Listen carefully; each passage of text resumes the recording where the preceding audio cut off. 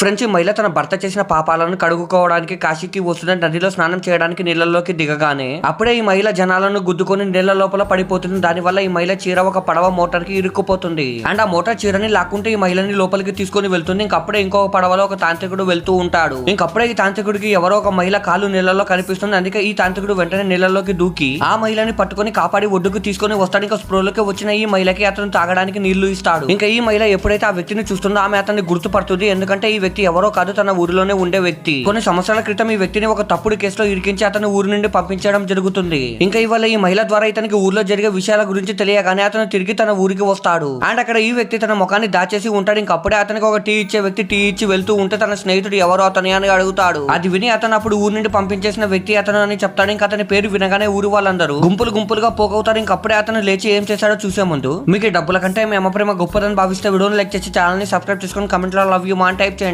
చివరికి ఈ వ్యక్తి తన అసలైన రూపానికి మారుతాడు. అది చూసి అందరూ చాలా అంటే చాలా భయపడిపోతారు.